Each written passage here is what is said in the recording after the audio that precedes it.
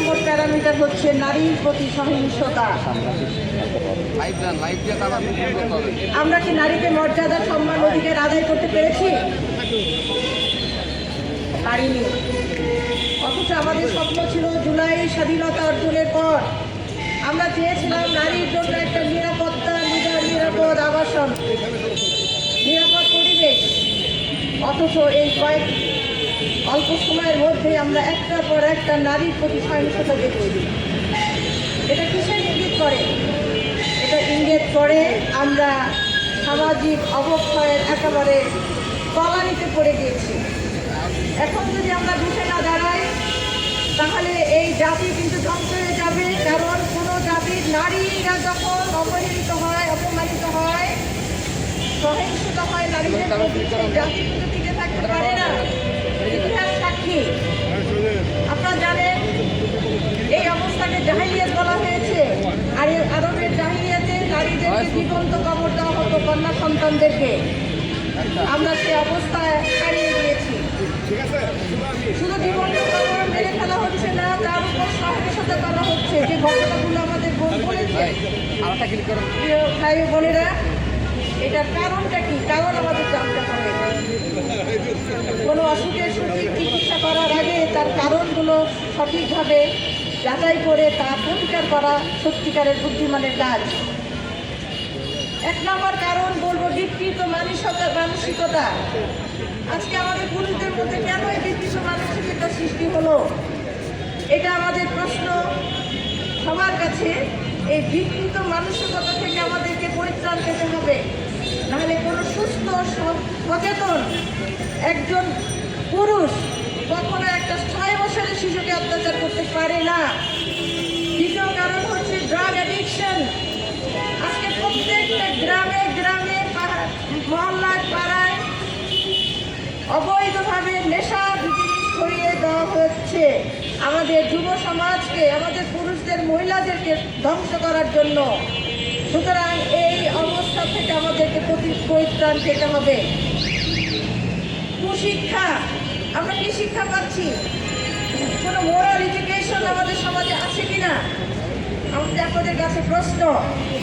সেই কুশিক্ষাকে বাদ দিয়ে সুশিক্ষা, যেটা হিউম্যান ডেভেলপমেন্ট, মোরাল এডুকেশন আমাদের মধ্যে সৃষ্টি করতে হবে, যেটা ছোট বয়স থেকেই হতে হবে, প্রাইমারি এডুকেশন থেকে হতে হবে হাই লেভেল পর্যন্ত। সেই শিক্ষার বড় অভাব। প্রিয় ভাই বোনেরা, আমরা তেঁতুল গাছ রোপণ করে আমরা কি আম ফল আশা করতে পারি? প্রশ্নই আসে না। এখন এটা তখনই আসলে বিচারহীনতার পর্যায়ে পৌঁছে যায়, ব্যাপক আকারে বেড়ে যায়, যখন সমাজের প্রভাবশালী অংশ এবং রাজনৈতিক ছত্র ছড়ায় লালিত তথাকথিত মানুষ নামের পশুগুলি ছাড় পেয়ে যায়। তখনই এই বর্বরতা শেষ সীমায় পৌঁছে যায়। প্রিয় উপস্থিতি এবং শেষে জনগণকে সামনে রেখে আমি বলতে চাই, যারা সরকারে আছেন, আমি 5 আগস্টের পর বাংলাদেশ, একটা নতুন বাংলাদেশ আমরা চেয়েছি, যেখানে নারীরা নিরাপদে থাকবে, নারীদের সম্মান রক্ষিত হবে। কিন্তু সেই স্বপ্ন আমাদের ধুলোয় বিসর্জিত হলো। আমরা দেখেছি ক্ষমতাসীন দল এই 5 আগস্টের পর নির্বাচন পর্যন্ত 63টি ধর্ষণের সাথে তারা সরাসরি সংযুক্ত ছিল।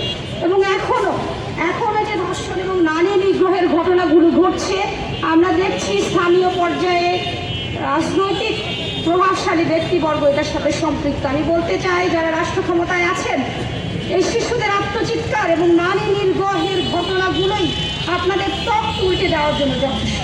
সুতরাং সতর্ক হন, এখনই পদক্ষেপ নিন। আমরা গ্রেপ্তার চাই না, শুধু গ্রেপ্তার, জনগণকে বুঝ দেওয়ার জন্য তড়িঘড়ি করে গ্রেপ্তার, আইওয়াশ আমরা চাই না। আমরা চাই তাৎক্ষণিক বিচার। আগামী 1 সপ্তাহের ভেতরে যারা এটার সাথে সংশ্লিষ্ট তাদেরকে সর্বোচ্চ শাস্তি, মৃত্যুদণ্ড নিশ্চিত করুন।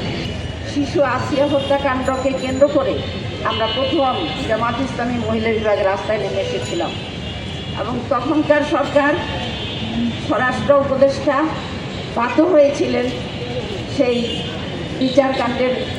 বিচারের জন্য 1 মাস সময় চেয়েছিলেন এবং রায়ও হয়েছিল। কিন্তু কোথায় সে রায়ের কার্যকারিতা? কোথায়?